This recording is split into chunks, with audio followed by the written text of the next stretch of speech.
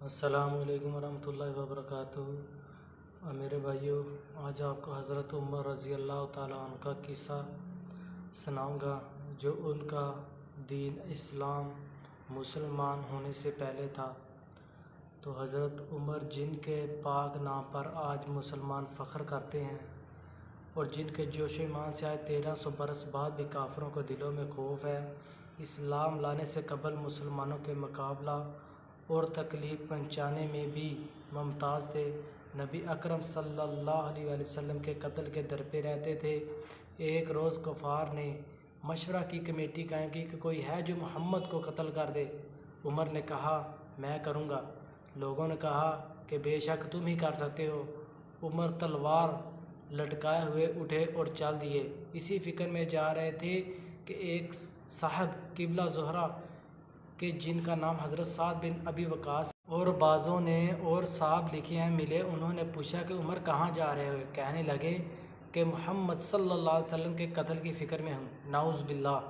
سعد رضی اللہ تعالیٰ عنہ نے کہا کہ بنو ہاشم اور بنو زہرہ اور بنو عبد مناف نے کیسے مطمئن ہو گئے؟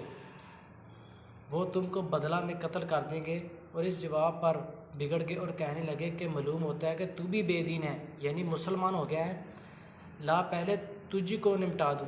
یہ کہہ کر تلوار سونت لی اور حضرت سعد رضی اللہ تعالیٰ عنہ نے بھی یہ کہہ کر ہاں میں مسلمان ہو گیا ہوں تلوار سنبھالی۔ دونوں طرف سے تلوار چلنے کو تھی۔ حضرت سعد نے کہا کہ پہلے اپنے گھر کی خبر لے، تیری بہن اور تیرا بہنوئی بھی دونوں مسلمان ہو چکے ہیں۔ یہ سننا تھا کہ غصہ سے بھر گئے اور سیدھے بہن کے گھر گئے۔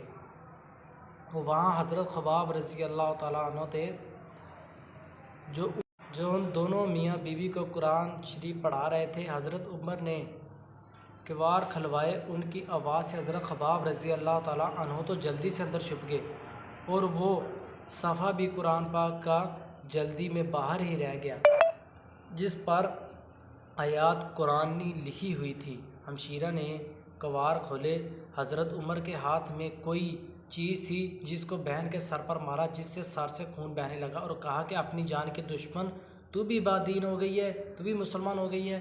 اس کے بعد گھر میں آئے اور پوچھا کہ کیا کر رہے تھے اور یہ آواز کس کی تھی؟ بہنوئی نے کہا کہ بات چیت کر رہے تھے۔ کہنے لگے کیا تم نے اپنے دین کو چھوڑ کر دوسرا دین اختیار کر لیا ہے؟ کیا تم مسلمان ہو گئے؟ بہنوئی نے کہا کہ اگر دوسرا دین حق ہوتا تو ہم نہ چھوڑتے۔ اور یہ سنا تھا کہ ان کی داڑھی پکڑ کر کھینچی اور بے تحاشا ٹوٹ پڑے اور زمین پر گر۔ بہن نے چھڑانے کی بہت کوشش کی تو ان کے منہ پر ایک تمانچہ اس زور سے مارا کہ خون نکل آیا۔ وہ بھی آخر عمر ہی کی بہن تھی۔ کہنے لگی عمر ہم کو اس وجہ سے مارا جا رہا ہے کہ ہم مسلمان ہو گئے ہیں۔ بے شک ہم مسلمان ہو گئے ہیں، اب تو سے جو ہو سکے تو کر لے، ہم یہ دین اسلام نہیں چھوڑیں گے۔ اس کے بعد حضرت عمر کی نگاہ اس صفحہ پر پڑی جو جلدی میں باہر رہ گیا تھا اور غصہ کا جوش بھی تھا اور مار پیٹ سے کم ہو گیا تھا۔ اس طرح بہن کے خون نکلنے سے شرم بھی محسوس ہو رہی تھی۔ کہنے لگے اچھا مجھے دکھلاؤ یہ کیا ہے؟ بہن نے کہا تو ناپاک ہے، اس کو ناپاک ہاتھ نہیں لگا سکتے۔ یہ چند اصرار کیا مگر وہ بے وضو اور غسل کے دینے کو تیار نہ ہوئے۔ حضرت عمر نے غسل کیا اور اس کو لے کر پڑھا۔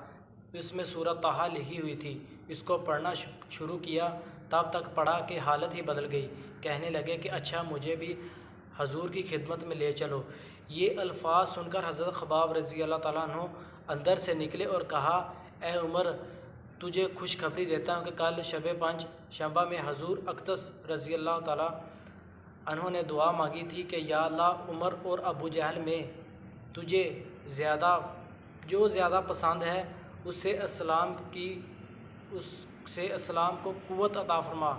اور یہ دونوں قوت میں مشہور تھے۔ معلوم ہوتا ہے کہ حضور اکرم صلی اللہ علیہ وسلم کی دعا تمہارے حق میں قبول ہو گئی۔ اس کے بعد حضور کی خدمت میں حاضر ہوئے اور جمعہ کی صبح کو مسلمان ہوئے۔